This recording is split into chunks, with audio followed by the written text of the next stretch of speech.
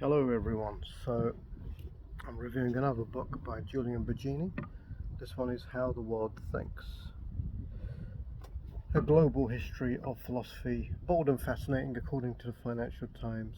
I've noticed that the sources of book reviews that are displayed on the covers of books actually have a big impact on which books I even consider reading, which may make me a little bit close-minded, but there was a book out by somebody called Anne Applebaum, I think, and it's called Autocracy, and it's about the dictators seeking to run our world. And I thought that's very topical. Yeah, the autocrats looking to run our world, and who do run our world.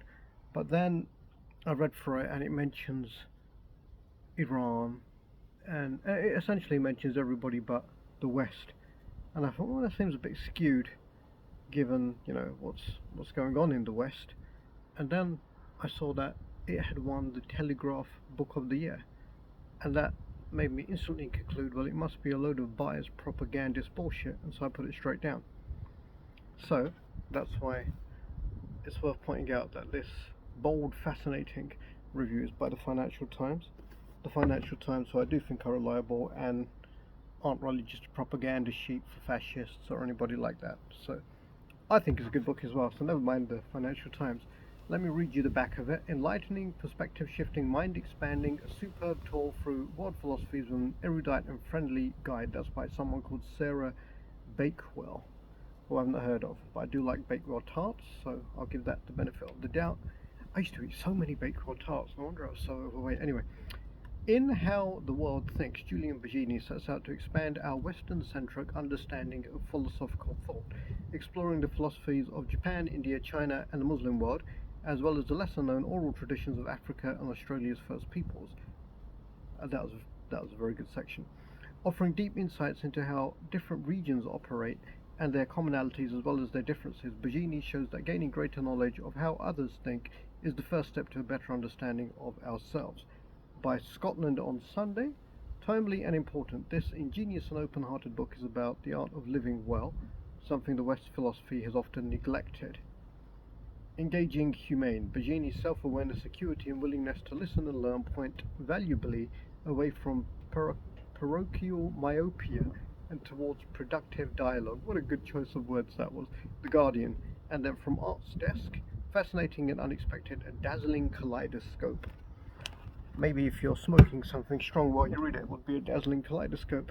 But I thought it was pretty good. It's not my favourite Baggini book, um, because it talks about so much.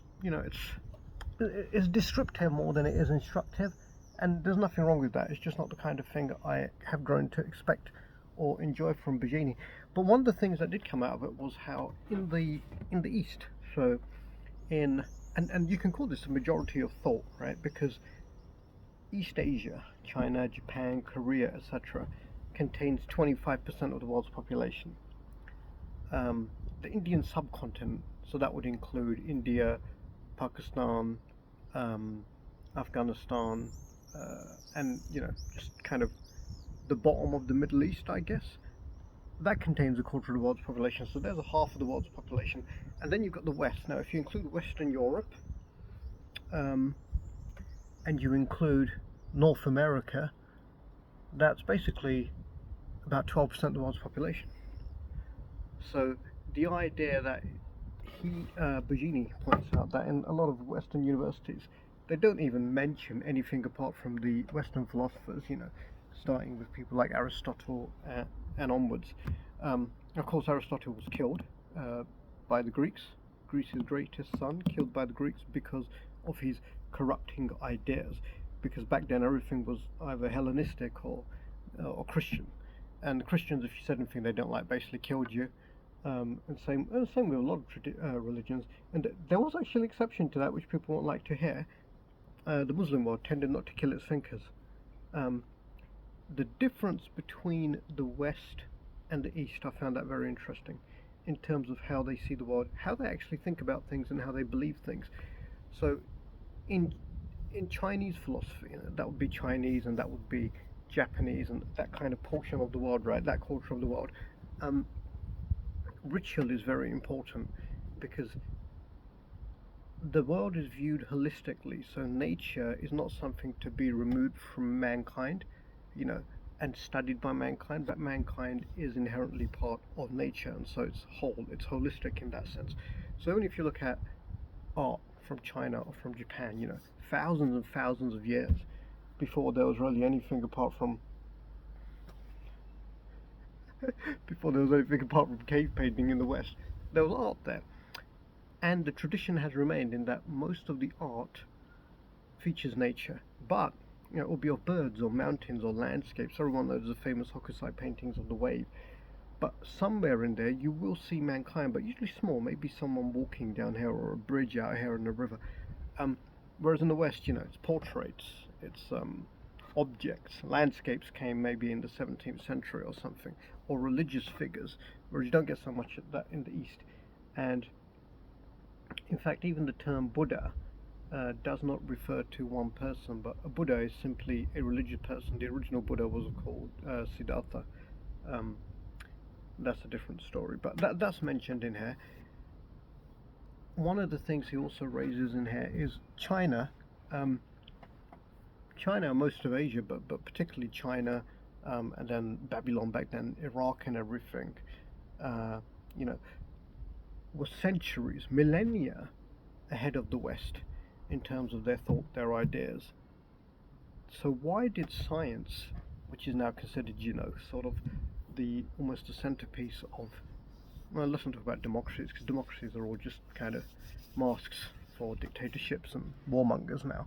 There aren't really any real democracies, certainly not in the West, Western Europe, or in America, Jesus. So, yeah, why did science not take off in China, which was richer, far more civilized, far more advanced in its philosophy? Science came from philosophy, than the West. And the reason for that is because of China's holistic view. So they have never had reductionism. In the West, it was reductionism. You take everything apart, you separate man from everything else, because man, in the image of God, is superior to everything else, etc. So religion always plays a part. And you break things down into their singular pieces, their atoms, for example. You take nature away from man and you study nature. Well, you don't do that in the East because you're part of nature, right? So the West, with its reductionism, was all about separating, dividing things into smallest units and understanding things singularly. In the East, you don't do that. In the East, rituals are important because they believe the only way to true wisdom is through experience, doing things. You do it again and again and again, and that gives you what I guess in the West you'd call phronesis, which is, I think, comes from Greek philosophy. Wisdom through experience, wisdom through doing. So in the East you have the Tao, you have the way, right? The way to do things, the rituals. You get good at things, you understand things by doing them. In the West, it's more you get good at things and you understand things. You can do it through just thinking, rationalism, through rationalizing, and there was an argument in the West as well about how much you can actually understand without doing. And that, of course, led to the famous, I think therefore I am, the only thing I can know I'm doing is thinking, and because I can think, I know I'm a human and I'm not something else. And even if I think I'm not thinking, I'm thinking. That's a good one to unpack. And also there was arguments in the West about, but I think it was David Hume who, in argument with Descartes, said every time I'm thinking, all I get is my sensations. If I really try not to think, and then my sensations are still there. So he came up with phenomenology, where he didn't come up with it, but his thoughts led to kind of the consensus, the building of that school. Phenomenology is we don't know the real world, we only know what we experience for it, which is the phenomena we experience. And let's say you're high on drugs, or you're really drunk, or you're hallucinating, then there's the real world, and then there's the phenomenology, what you're experiencing. And there's empiricism, where you have to test things. But even then, can you separate what you're testing from your perception of it? You can't really, but I think you can get pretty close, right? It's an interesting book. African philosophy was not written down. It was oral philosophy. And more in keeping with with Eastern philosophies, like the Chinese. You're all part of a whole, you're all part of nature. There talks about Indian philosophy as well in there, and Indian philosophy often gets criticized, and that would include Buddhism and everything, for just being a repetition of what was said before. So there's no originality in it. But actually, it's all about, you can't expect to be a philosopher without fully understanding all the philosophers that have gone before you. So you have to decide which school you're going to be part of and know all of that stuff and repeat all of that stuff. And then you can interpret it, and then you can be original. But you don't just jump in and start, I'm a philosopher. It's like people who think, Julian says, there are lots of people who write to him and they think, I've come up with something amazing. And always it's been done before, so don't neglect to see what's already happened before you think you've come up with something brand new. Yeah, stand on the shoulders of giants, I think, is an apt phrase here. Yeah, it's a good book. I've been ranting on for a little while now. I enjoyed it. Like I said, I didn't enjoy it as much as other books, but that might partly have been because I had other things I was reading at the time. There was that Willpower book, which is absolutely brilliant. I've already reviewed that. That's been quite well received. So if you haven't watched that one yet, go and watch that. I'm reading another one right now, which I got from the same section in the same bookstore as I picked up Willpower. It's a Foyles bookstore. Oh, did you know that Foyles is owned by Waterstones? So if you're shopping in Waterstones and you've got a Foyles loyalty card, you can use it in Waterstones and redeem it in Waterstones and get points pointing it in Waterstones. I didn't know that, but you can. I found that out on the weekend when I was buying some books. Yeah, for a Julian Baggini book, I'd give this one maybe a 7 out of 10. Most of these are 9s or 10s, but some people might enjoy it more than I enjoy it. I enjoy his other more instructive, more let's do this thought experiment. What if you look at it like this, and this is how to spot a false argument. I like those kind of books more, whereas this is more kind of, I guess you call it an introduction, but certainly a very, very interesting one. Was that everything I wanted to cover? I don't know. I don't think I'll ever start making notes on these books. I like to just read them and then talk about them. And there are going to be things I miss, and on rare occasions I thought, oh, I should have said that, so I've gone back and recorded another video.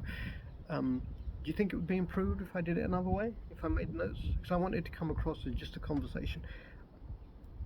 Which reminds me of why I actually started this channel, because about, I don't know, however many years ago, probably more than 5, maybe 10 years ago now, I was sitting in a shop, in a coffee shop having a sandwich. I think it was Pret. And on the table next to me there were 2 ladies sitting, and one of them said to the other one, what are you reading at the moment? And that for some reason hit me so hard, my heart skipped a beat, because that's the conversation I always used to have in college with my friends, my best friends. And nobody had asked me that question for decades, because nobody seems to read it so much anymore. I do, and I love discussing books. And that's another thing, when you talk to people about the books they're reading, they can tell you about them, and you go, I never would have read that, and then you go and read it because you've had a conversation about it, and it introduces you to another view or another way of thinking or another style of writing. That's exactly what happened with Karina, Natsuo Karina, who wrote Out and Grotesque, which I reviewed on here, both of which are really, really good, and I think she's a brilliant writer. And I've been talking for nearly 14 minutes, so I'm going to stop now, but I hope you enjoyed that. This book is good. 7 out of 10. Julian Baggini. No harm in reading it. Go ahead.